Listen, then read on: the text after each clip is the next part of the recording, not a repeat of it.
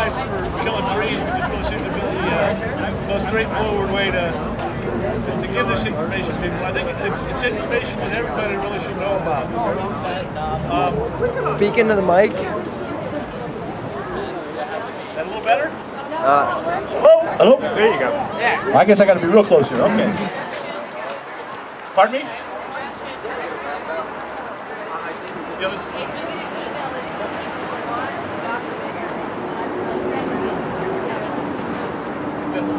I have my email on the front page of the document. If people want an electronic copy of it, I'll be glad to email it. So let me talk a little bit about what I want to talk about. I want to define what is online anonymity. What does it mean to be anonymous on the internet, as well as what it means to be secure on the internet. And most importantly, why should you care? There's a lot of reasons for it, and I'll get into that a little bit in the presentation. Then, once we've defined, what I mean by anonymity and what I mean by security, I want to let people know where there are a lot of tools out there that they can really get off the internet and can help you do secure web browsing, secure email, and the like. By the way, the email address that I have on the front page of this presentation is one that I just created specifically for this presentation. That's OB is Occupy Boston and on security. Just to let you know that I'm not telling you things that are illegal or shouldn't be done. My real name is Rob Swanson. I live down in West Roxbury. There's nothing illegal or immoral about what I'm going to talk about here. So let's talk about what is online anonymity. You may or may not know it, but most users of the internet leave lots of trails behind so that others can see what you're doing. This means that if you're going to radical websites like OccupyBoston.com, people can know that. Maybe you don't want them to know what you're interested in. So some of these tools I'm going to talk about allow you to go to websites and nobody can see where you're going, what you're doing, what comments you're making, and the like. Now I also want to talk about what is online security. By security, I mean being able to be secure in the knowledge that your information is your information alone and nobody else can get at it. I imagine a lot of people, use e-file to do their income taxes, and they're going to have files on their computer that lists all of their income tax information. You don't want to share that with anybody. You want to make sure that that's secure and only you can get at that. And there's tools that allow you to do it. More important, there are open source tools that allow you to do that. Now, Windows has some encryption software where you can let Windows encrypt certain files, but you don't know what Microsoft has provided to you. If you use open source software, you know that the technology is secure. So why is internet anonymity and security important?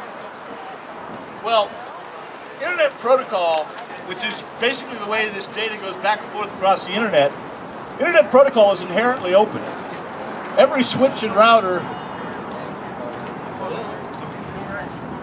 every switch and router that moves this data around the Internet has full access to this data that you're sending and this data that you're receiving. That's just the way Internet Protocol is. It was designed that way in the first place.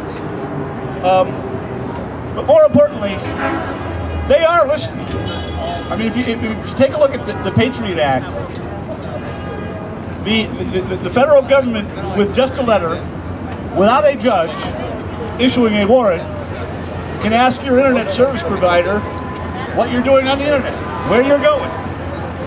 Okay? They are listening to you. Who here uses Gmail? I know I do. Think about it. Every Gmail to and from that you've ever used is up on Google servers. Okay? Okay? They can see who you're talking to. They can see what you're saying.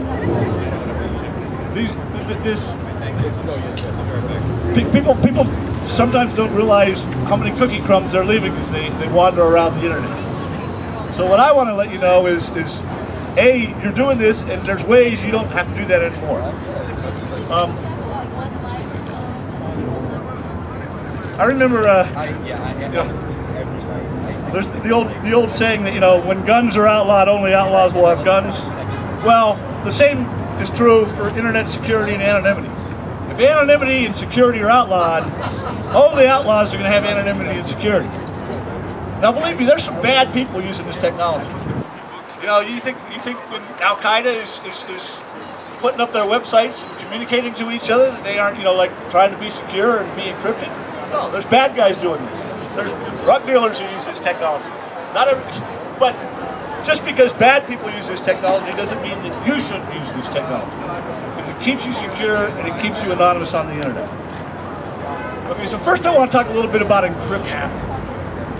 Encryption, it has a long history. When I was putting this presentation together, I looked up the history of cryptography, and one of the oldest known examples was some cuneiform clay tablets from Mesopotamia, and the code that was on these clay tablets was for some technology to make clay tablets. He had a certain secret sauce that he didn't want to have anybody else know about.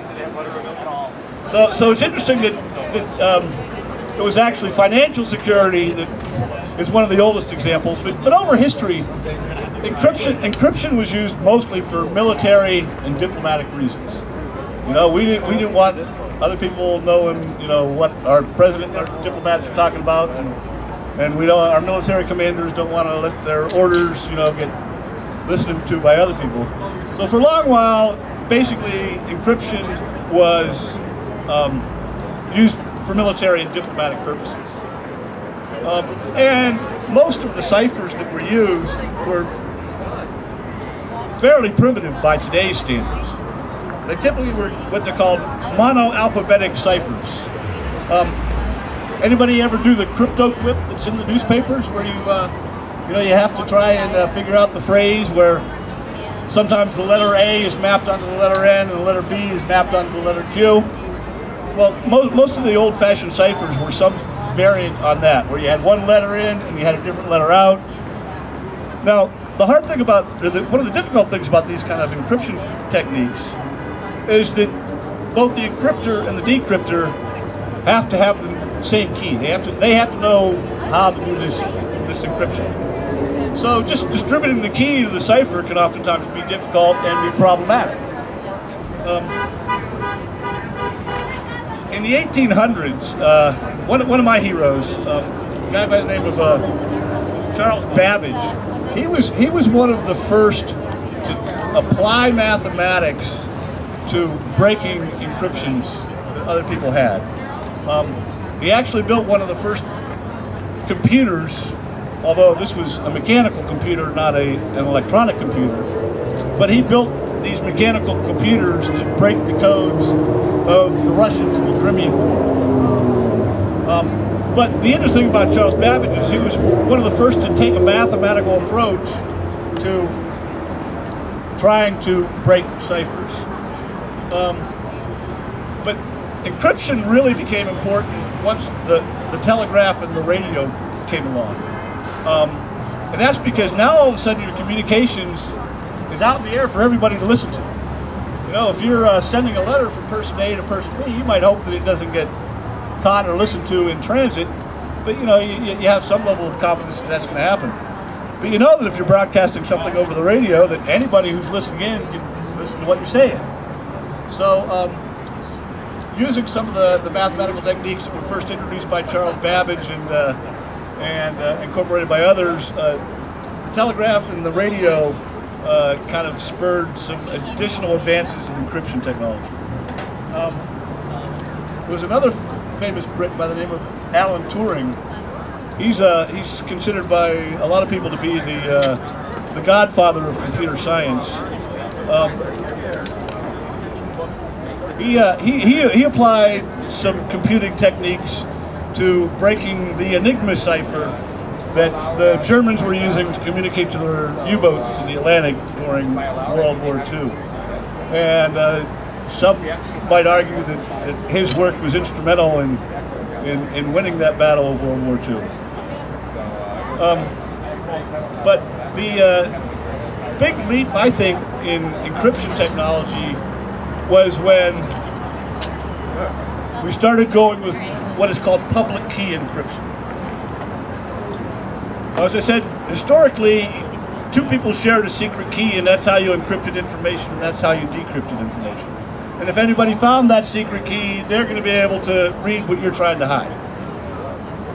With public key encryption, I can basically let anybody know what the magic key is to encrypt something that I want to read.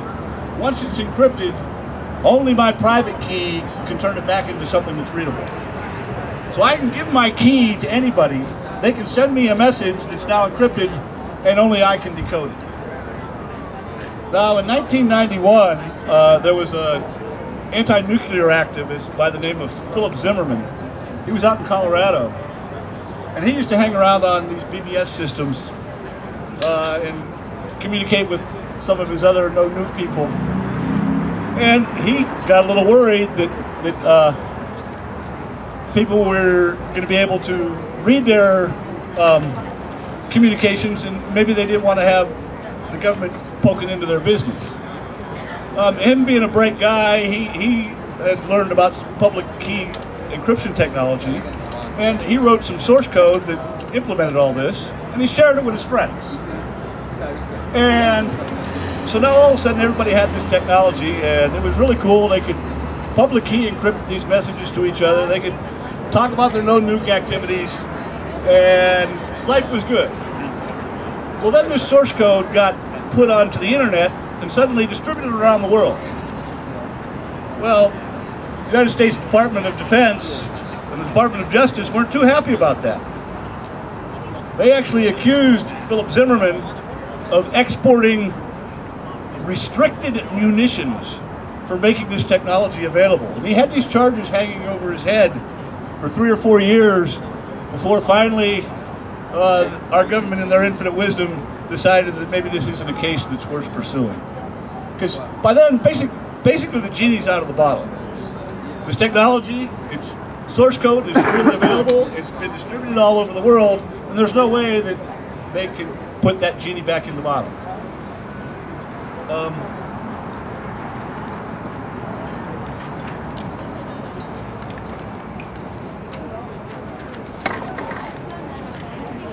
So let me talk about free software.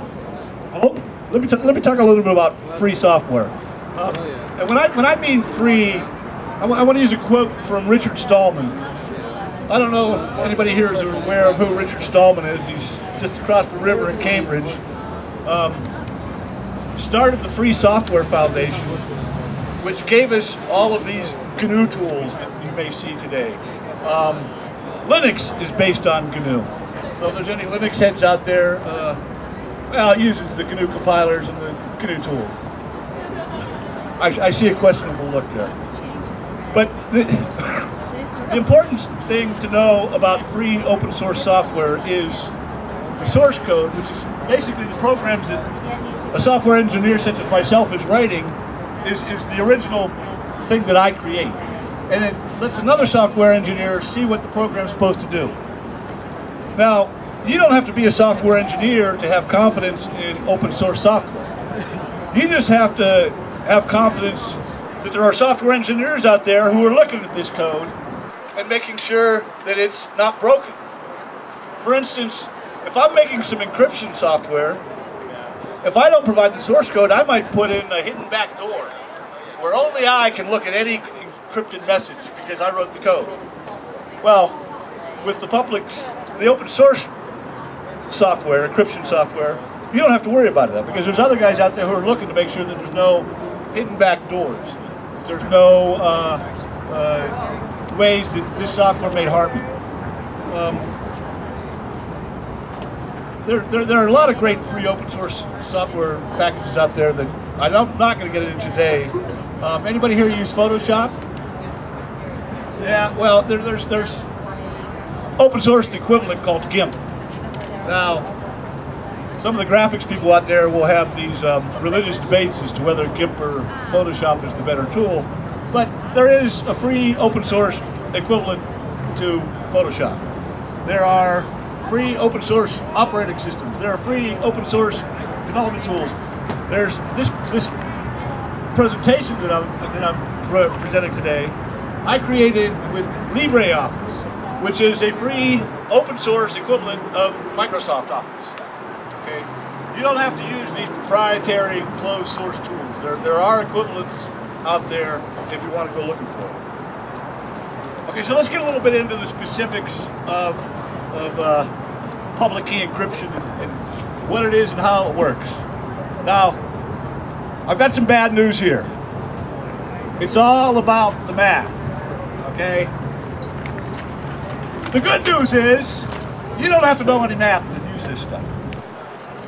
But it's technology that is based on sound mathematical principles that a lot of really smart people have looked at and agree is pretty strong encryption technology. If you notice here on this page, 2 raised to the 2024th power is a big number. Why do you care? Well, when you're using this public key technology, I'm getting looks. Is everybody able to hear me? Am I shouting loud enough? Your mic stopped working. Okay. Mic stopped working. The reason.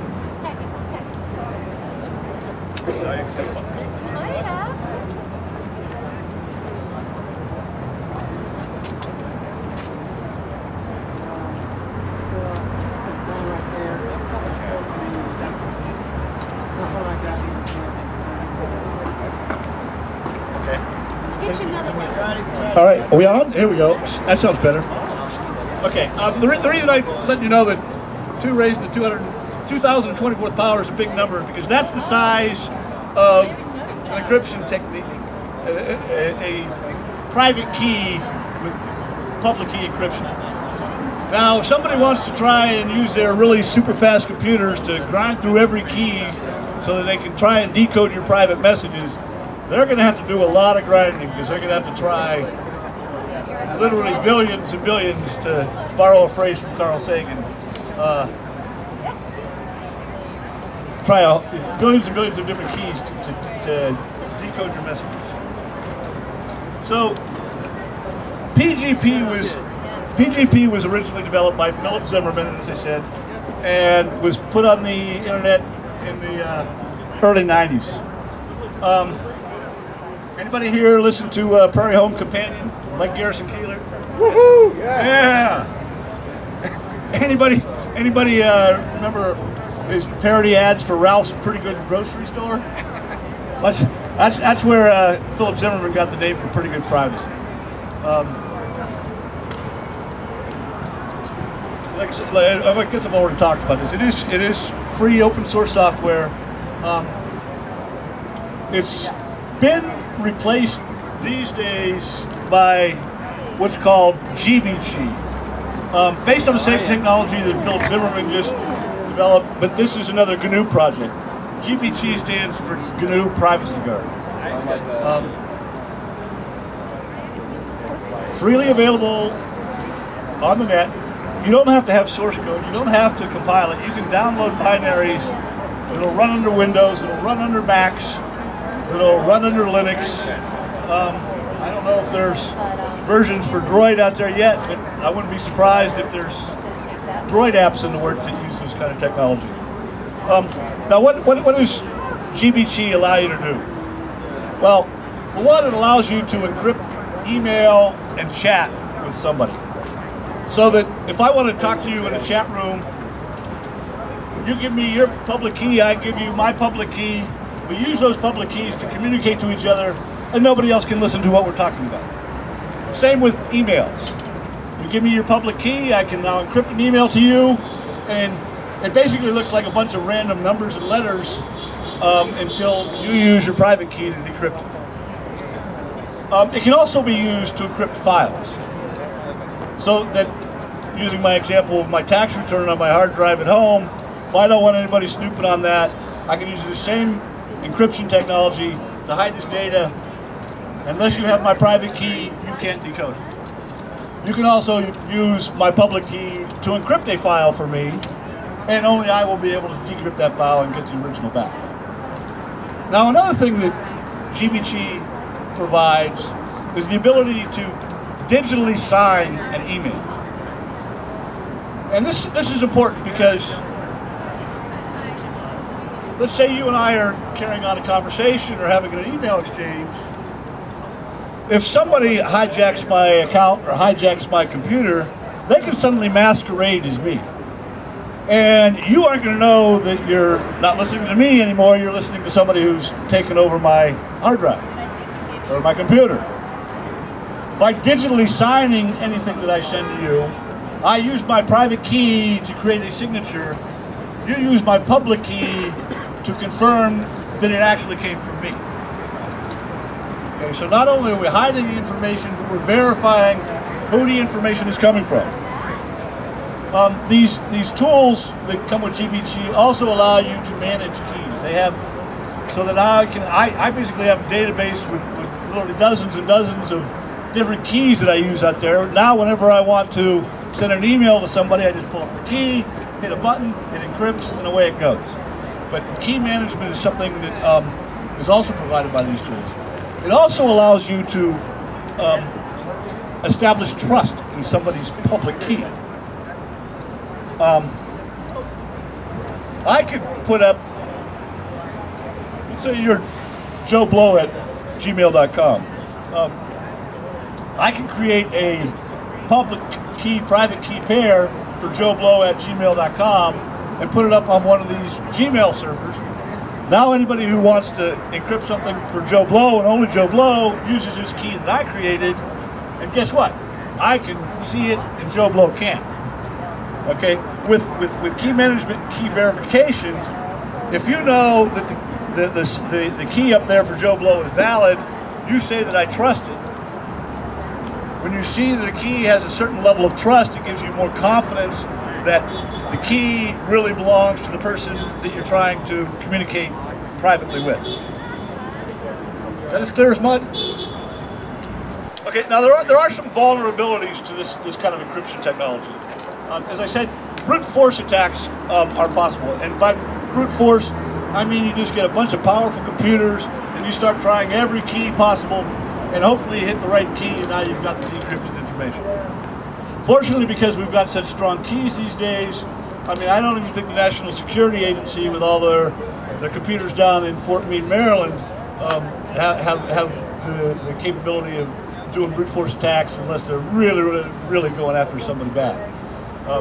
So the strength of the keys helps avert brute force attacks, but it is something that is a vulnerability to public key encryption.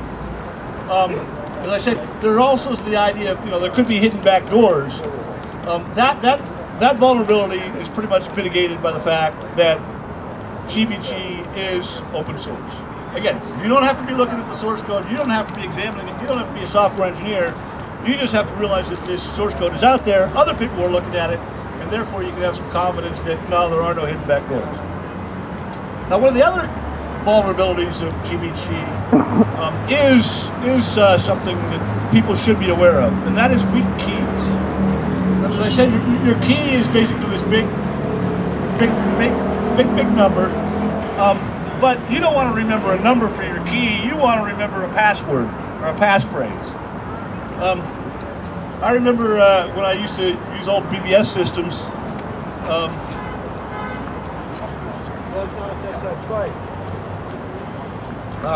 When I used to use these old BBS systems, my now 22-year-old daughter had just been born, and everywhere I went, my password was Michelle. That's a pretty weak password. Anybody who knows me and knows my daughter's name, and they're trying to guess my password, may take a pretty good stab at, well, maybe let's try Michelle. Because at the end of the day, I'm remembering Michelle, the software is taking Michelle, and turning it into this magic big number, which is my private key.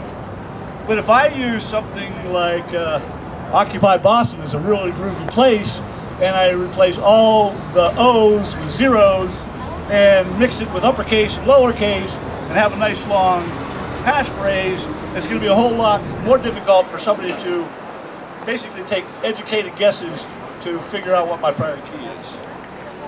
There is also something else that we should be aware of, and that's what are called man-in-the-middle attacks.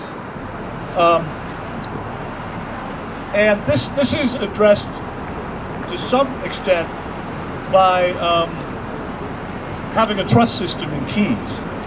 But let's presume for a second that Joe and Mary are carrying on some encrypted communications. Well, if I can convince Mary that this key that I know is for Joe, and I can convince Joe that this key I know is for Mary, Mary will think she's encrypting things for Joe, will really only encrypt them for me to see. I'll then use Joe's real key and send them over that way. And it works both ways, so now I can see this encrypted information going back and forth simply because I'm basically masquerading as both ends of the communication. So using the verification capabilities of GBG is a mitigation to that sort of vulnerability. I talked about these public keys. This is my public key. It's just a big number. Printed out as a bunch of letters. I don't want to remember this. I have a passphrase that I'm not going to reveal today for obvious reasons, but I have a passphrase that can create my private key and decrypt any message that somebody uses to me. So if you want to send me an email at the address that's on the front of this, and you want to encrypt it so that only I can see, you can use this. Or you can go up to any one of the key servers, and your GBG software knows how to do that. You can get the public key for Occupy Boston and Non-Secure at tormail.net. So where do you get GBG? There's a website that's www.gnupg.org. Now they have versions of this software, as I said, for Windows, for Linux, and for Macs. If you're using something else, God bless you. I mean, but you know, I think and because it's open source, if you're using Solaris or NetBSD or some of these other more obscure operating systems, you can probably build this technology yourself. It's just the supported binaries, which most people who aren't software engineers, that's how they want to operate. You just download the binaries of this software and away you go. So that kind of summarizes encryption. I want to talk next about what's known as onion routing. Onion routing is a way that allows one to surf the web without anybody being able to see what websites you're going to. I mean, if you're not using something like onion routing,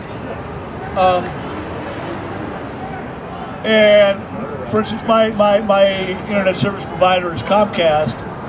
If the Department of Justice wanted to know what I'm doing and where I'm going, they could ask Comcast to keep an eye on me, and suddenly the Department of Justice will know everywhere I'm going. Onion routing gets around this. It's basically a way to evade this. The interesting thing about onion routing is this technology was originally developed by the United States Naval Research Laboratory.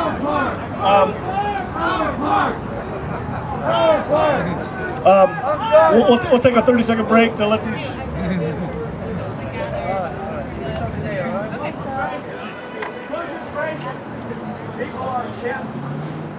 All right. This was originally developed by a research laboratory for the United States Navy, and they developed this technology basically to help protect diplomats and spies who are overseas working for the United States government. If I'm some sort of spy in, let's go back to the Cold War days, the old Soviet Union, and I want to be able to send information to the State Department. Well, guess what? You know, the Soviet Union, they're watching all this traffic, and if they see me going to some State Department website, they're going to guess that I'm a spy. Okay? Or I'm a diplomat and I might have some information that they want to look at. So they developed this, and basically what onion routing is it sets up a series of what are known as relays, so that when I'm the spy in the Soviet Union trying to get to the State Department website, I don't go straight to the Department of State's website. I go to relay node number 1, it goes to relay node number 2, who goes to relay node number 3, who eventually sends it to the State Department. Now, in addition to hiding where I'm going through this relaying of the information across the internet, it also uses this public key encryption technology to encrypt it. So, I'll set up my Onion software and I want to get on the web anonymously. I basically ask all these relay nodes, set me up a three-way chain, and they will do that. And one of the entry nodes will say, all right, here's another node, will you be the second node? And he says, yeah, I'll be the second node. And he asks somebody else, do you want to be the third node? And the third node says, yeah, I'll be the third node. And the third node says, yeah, but here's my public key. And then the second node says, okay, here's my public key. And then the first node sends it to me and says, here's my public key. Okay, so I now encrypt the message for all three nodes. I first encrypt it for the last one, put an envelope around it, he encrypts it for the middle one, put an envelope around it, encrypt it for the first one. That's why it's called onion routing, because you're kind of peeling away the layers of the onion for your data that's going through the internet. But the cool thing about onion routing is none of these relay nodes know who I am. Well, excuse me, the first one knows who I am, but he doesn't know where I'm going. The last one knows where I'm going, but doesn't know who I am. And the guy in the middle, he's just helping along on the way. There are literally thousands of these Tor nodes that are voluntarily up and running all across the internet today. And this is some technology that has some real relevance to some really important stuff that's going on right now. If you look at the Arab Spring, you know, Hosni Mubarak tried to shut down Facebook and Twitter real quick because people were using Facebook and Twitter to ferment unrest, as he would like to put it. Well, if the Egyptian government is suddenly stopping access to Facebook and Twitter, I can use Tor, and they don't know that I'm going to Facebook and Twitter anymore. And they can't stop me. Like I say, there's really important stuff going on right now that uses this, and it has changed governments within the last few months. U.S. government doesn't control Tor anymore. It's been quite a number of years that they basically formed a non-profit corporation that has complete control over the technology. Again, it's free open source software, so anybody can examine it, make sure that this is valid technology. And oh, I thought you were approval. Oh, okay. I've used Tor. Tor rocks. There we go. All right. I have a believer. So I do have a printout here that shows basically how these relays are set up. It says Tor, how it works. Unfortunately, the graphic was originally in color, and I printed it out in black and white, so it's a little more difficult to tell which are the encrypted links and unencrypted links. But basically, the dashed line on the right side is the only unencrypted link. And I should point out that even though after that last exit node, all the Tor encryption has been peeled back off of the onion, so to speak, a lot of sites that you go to, you may have seen in your browser, it says HTTPS as opposed to HTTP. Well, that basically indicates to a web server that you want to use what's known as secure sockets layer. And it end-to-end encrypts the data whether I'm going through Tor or not. So if you're accessing something that you don't even want the exit node to use HTTPS instead of HTTP, and you'll have an encrypted link, untraceable link from end to end. Tor also provides another thing that is pretty cool, and that's what are known as hidden services.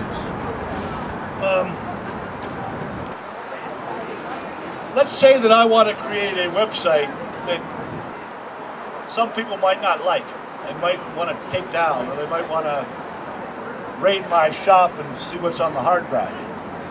With Tor hidden services, I can create a website that nobody can figure out where it is. It uses these called .onion addresses. Now, like you would go to most websites, it may end in .com or .edu or .gov. .onion's just another namespace, but it's completely independent from the names that we use. So let's say I've created my hidden service. I basically create these Tor tunnels and say, here's my name, here's my public key. Anybody who wants to go to my website, come through these links. Now, if I want to go to a .onion site, there's a directory server. He says, well, this guy, this guy, this guy, and this guy, they know how to get to that .onion address. They don't know where he is, but they know how to get to him. They don't know where he is because it's using this onion routing all the way. I can go to a .onion address. I can't know where his server is. He can't know where I'm coming from. So it's more than just for accessing your what I call ClearNet websites. There's the common term out there is the darknet, and there's a lot of web services out there.